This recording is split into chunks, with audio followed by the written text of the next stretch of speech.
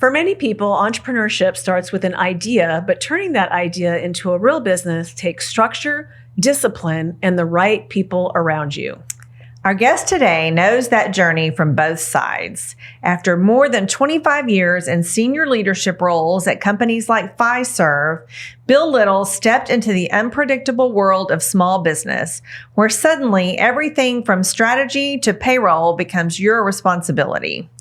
That experience changed his perspective and ultimately led him to SCORE Dallas, where he now serves as chapter chair.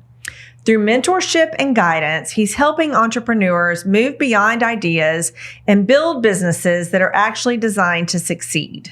If you're exploring business ownership, Bill's perspective on planning, process, and discipline is one you won't want to miss. I'm Roxanne Rapske, and this is my colleague, Sara Waskow. We created this podcast to bring you education and information about business ownership and all things franchising. Welcome to episode 118 of Unpredicted Entrepreneur, where we are welcoming Bill Little. Thank you all for the flattering invitation. You're welcome. Of course. Thanks for joining us. Yes, we're excited to have you. We love partnering with SCORE.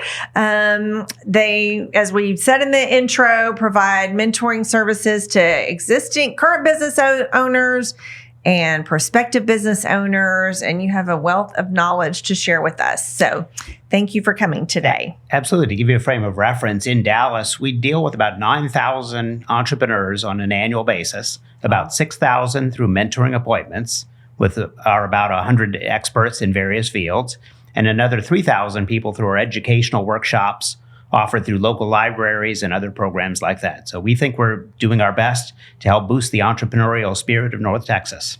That's amazing. So what is your background and what led you to becoming a mentor of small businesses?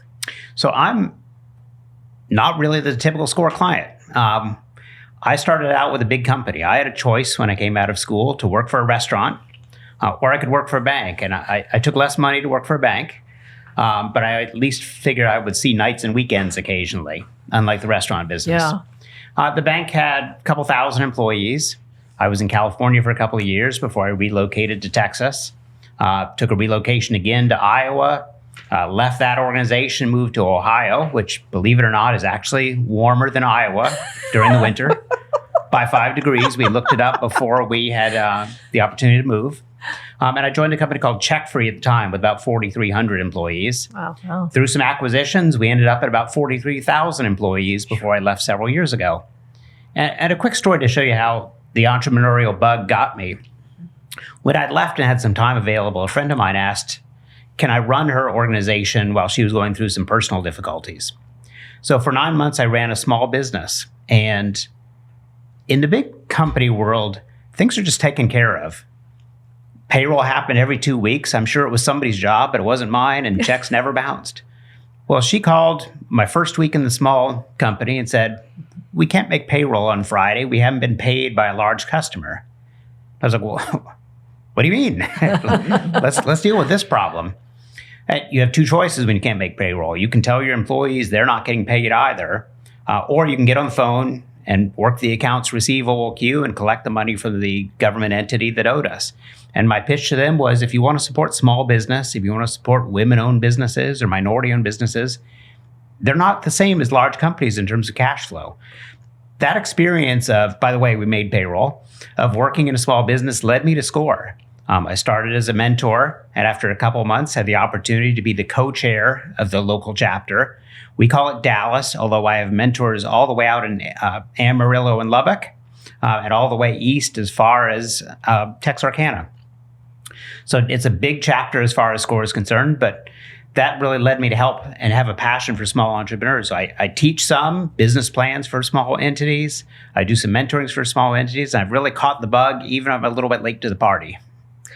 So, but you also, kind of like a little side note, you also have your own consulting business, right? I do. I provide consulting expertise in a couple different areas, primarily payments, which is my background, to a lesser extent, banking and bank technologies. And I do have a new consultant starting with me soon, my spouse, who is an expert in loan syndication for affordable housing. So she will be joining us as a consultant in the month of April as she moves on from a different opportunity. So we look forward to working with her and expanding our consulting range. That's awesome. So how long have you had the consulting firm? Since 2022, when I left Fiserv, there was an opportunity to provide expertise both to Fiserv as well as several other banks during that period. Okay. And now SCORE has different mentors for different areas of business, right? Can you kind of break that down for us? Because like if I come and I want marketing help, there's special people that can help me with marketing, right? Absolutely. And let me give you examples. So if you go to score.org/Dallas, you can start the process of finding a mentor. And you have a couple different options. We use tools to try and match your incoming requests. So if you type out, I need help with digital marketing because I need to build a personal profile for consulting business, it'll direct you to a mentor who has that kind of experience, either locally or nationally. Or you can choose a generic mentor and just take the assignment, because all of our mentors are trained to deal with you on whatever challenges you're having. So I'll give you a classic example. I had a client, as we call them, reach out to me, and her mother owns a business in Peru that takes tablescapes, so think things like napkin rings and placemats, from female artisans in northern Peru and sells them in Lima. Wow. And this entrepreneur would like to import them into the United States. So she came to me and said, how do I sell tablescape activities in the United States?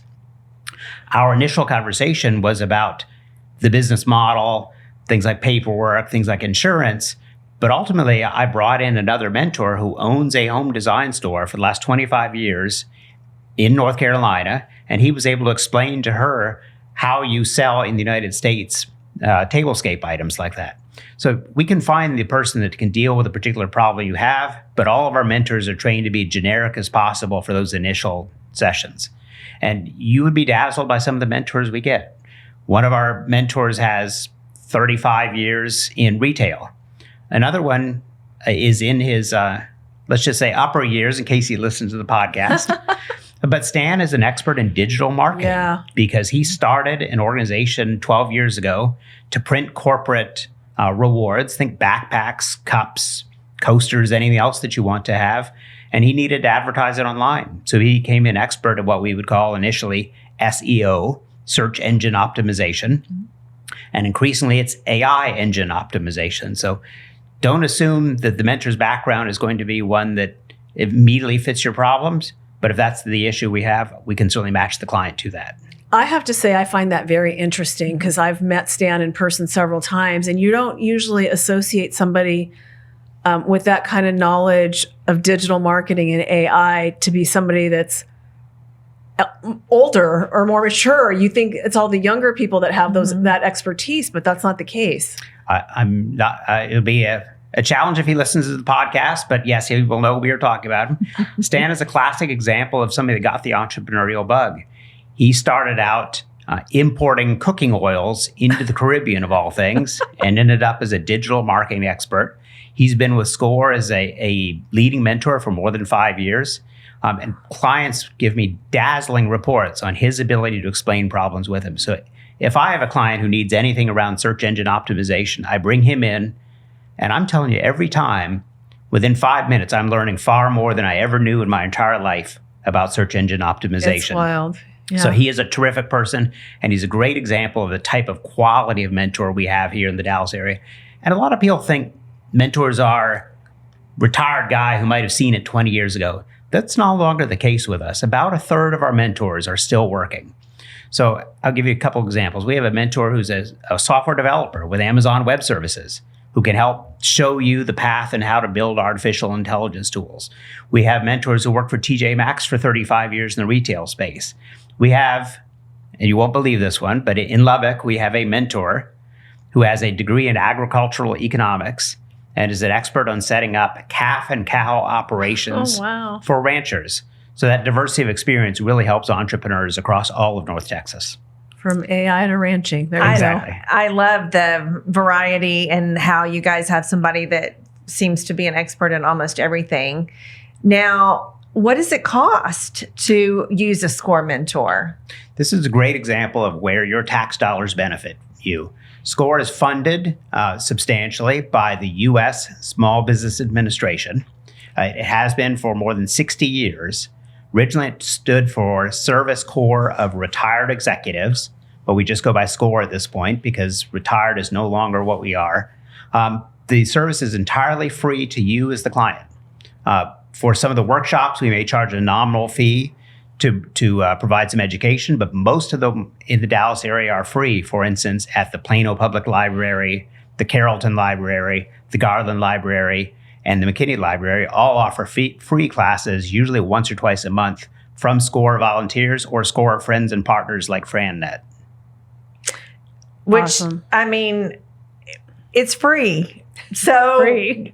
if you're a prospective business owner or you're an existing business owner trying to get a problem solved or get to the next level, I highly encourage that you reach out to a SCORE mentor because Bill's already explained some of the great things that they can offer. Yeah, and there's no reason to do it alone, right? If there's help out there and it's not going to cost you anything, just reach out. And that's actually a question that I had that I wanted you to address, Bill.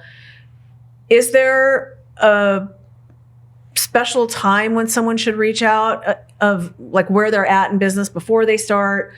They've started, but they've now hit some kind of a hiccup. Or can they reach out at any time? I will give you the all of the above. Okay. Most of the people that come to us have an idea, and that idea is not yet a business. It's simply a concept. I have a passion for doing eyelashes, and I'd like to start an eyelash studio. And that's a great problem to solve because it adds a challenge to our mentors to start from the very beginning. But at the same time, we have other people that say, I'm at a different point in my entrepreneurial cycle. I need to hire my first employee. Should they be a 1099 contractor or should they be a W-2 employee? And we have had mentors who've seen that problem before and can give you advice on how to solve that particular problem. So it really doesn't matter where you are in the business life cycle. We even have an expert in buying a business, but Ron is an expert also in selling a business as well. So if you want to have an exit strategy for your entrepreneurial startup, we can support you in that matter just as easily as we can start you at the other end of the spectrum as you're starting your business. And those folks are expensive if you hire them. If you hire somebody that's going to value your business for you and help you get it ready to sell, there's a hefty fee with that. So coming to SCORE and getting that help at no cost is a big bonus. Absolutely. And to clarify, Ron is an expert in giving you advice on what the process is. You may still need to hire an accounting firm to provide evaluation. Gotcha. You may need to hire a law firm to provide an opinion, but he can guide you through that process. He's been a CEO 4 times over before he joined SCORE. So he can certainly assist you along the journey and bring in through his recommendations or things that you source yourself, those kind of people that are part of your team. What we often talk about the entrepreneurial space is it can be a lonely walk. It can be a lot of rejection. And if you think about what makes the rejection easier, it's having a network of people. That's one of the great advantages of the franchising model. You have people that are prepared to support you. SCORE is a member of your team. Your team is often your banker, your accountant, your lawyer, but also sort of your miniature board of directors. And that SCORE volunteer, that mentor for you, can be almost a miniature board of directors for you in helping you along that journey, whether or not it's a franchise, whether or not it's a sole proprietorship, whether or not it's a law firm. We think we can support all of the above. I like that. Your board of directors. Yeah, that's awesome. I enjoy attending your meetings, and sometimes y'all will share some success stories. Do any success stories come top of mind to you that you might want to share with us about a mentee that is now running a great business? Absolutely. So we have a client here in North Texas who decided there was a problem with transportation from one of the college campuses to Dallas. And he felt he could do it better and cheaper than somebody else. So he went out and started, with the assistance of SCORE, a transportation company. And last I heard, he had something like 10 vehicles that were providing transportation from various college campuses to Dallas as sort of the big city in the area. And he's well on his way to hopefully being wildly successful in that endeavor. And he's got a great relationship with a longtime SCORE mentor, and they've been together for 4 or 5 years as he's moved from the first vehicle to the 10th vehicle along that journey. That's amazing. I know it's so fulfilling for your mentors to see these businesses evolve over time. And I just am very impressed with the desire for these mentors to donate their time for these entrepreneurs. We actually had a mentor last year who donated, I think off the top of my head, 272 hours over the course of the year. Bill McKnight provided mentorship services to people during that entire time. That doesn't count the time he spent at various trade shows like the Small Business Expo, evangelizing for small business. So I love and appreciate the dedication of the 100 approximately mentors that we have that are like Bill McKnight in doing that. And for anybody listening that doesn't happen to be in the Dallas area, SCORE is nationwide. So anywhere you live, you can get online and look for a SCORE mentor near you. So there are actually 10,000 SCORE mentors across the country. Yeah. So it is quite the network. And as I said in the example of home furnishings, somebody's been there and done that, and somebody's willing to provide that expertise for free to you as an entrepreneur. And how long has SCORE been around? 60 years, right? 60 years. Yeah. Don't quote me exactly, but I think it's 1963. Okay. So over 60 years. So that's a long time. And it's interesting to me how many people are still not aware of it. So we wanted to give a shout out and just kind of fill people in, because our listeners are business owners and prospective business owners. So make sure they know that you are available. Exactly. It helps us get out in the community and tell the story. There remains areas, especially Dallas, some of the surrounding areas, where people just don't know of the resources available to help them. And as I mentioned, being an entrepreneur can be lonely. It can be a long walk. There's plenty of things that help you. A couple quick examples. The Plano Public Library has a new service where you can do all kinds of research through a subscription they have on how to start a business, what the competition is, what your target market can look like, what that total addressable market's going to be. That's a free service for the Plano Library. There are workshops that are free. There's mentoring that's free. Take advantage of it as an entrepreneur, because there are plenty of people that are willing to help you along that journey, and we all want you to be successful for your community. The other thing I like, and I actually give this to a lot of my clients, is there are tools that you have online that are free, full-on business plans, like the entire business plan, or if you just need the financial piece, you want to do like a 3-year financial plan, and you can use it as many times as you want for your more conservative one, your not so conservative one. But these links are all available on their website, and I give that to my clients a lot to build out their plans for how much money they think they're going to need. Sure. Let me add a little bit to that. If you go to www.thefundingtrail.com, there's a site that was built by a SCORE mentor. It has information on grants, but it also has, if you click in the upper right-hand corner, information on various business plans. A business plan can be everything from a 1-page, what are we doing, to a 75-page pitch deck to obtain investors, much like you would see on Shark Tank. I used a phrase a couple weeks ago when I was speaking at the Martin Luther King Recreation Center here in Dallas on business plans. Martin Luther King got up on the steps of the Lincoln Memorial and said, "I have a dream." But that dream was pretty quickly followed by a plan, and every entrepreneur has a dream. The challenge is, how do you translate that dream into action? And ultimately, what we try and suggest to clients, to prospective entrepreneurs, is write it down. That allows you to be accountable to yourself and allows you to be accountable to others in the pursuit of your dream. Well, and that business model isn't the end all be all, and it's not in stone. It's just it's a working document, so it can be changed, it can be updated. You hit your goals, you surpass your goals, you don't quite get there, it can always be updated. And can you give that? It was the funding trail. Thefundingtrail.com. Okay. Wonderful. And I love what you said about, writing it down, because I'm familiar with a really successful business that the idea started on a napkin, so they wrote it down on a napkin. They were just brainstorming one night at dinner, and it's evolved into a business. The classic local example is Southwest Airlines. We'll say BAR. drew on a cocktail napkin a triangle between Austin, Houston, and Dallas, and decided they can beat the bus service by having an airline that just flies those routes within the state of Texas. And ultimately, that's how businesses start, is they have an idea, but the idea is accompanied by execution and by support from other people. Well, I think that kind of leads us into our tip too. So if, somebody came to you, Bill, and said, I'm thinking about starting a business, what do you think? What kind of advice would you give me?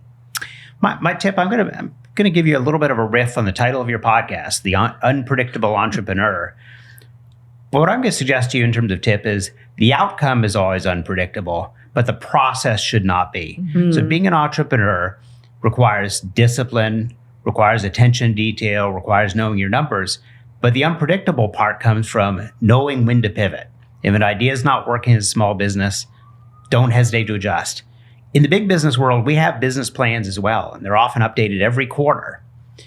Those plans ultimately drive what you're going to do. So stick with that dream, but have a plan is my tip, and have that plan be flexible enough where you can have a consistent process, even if it can be an unpredictable outcome.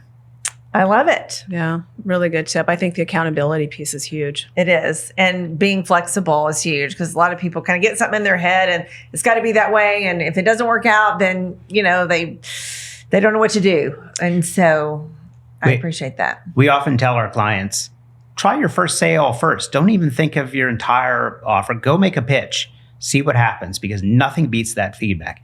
In a big company world, everything we do is focus group tested.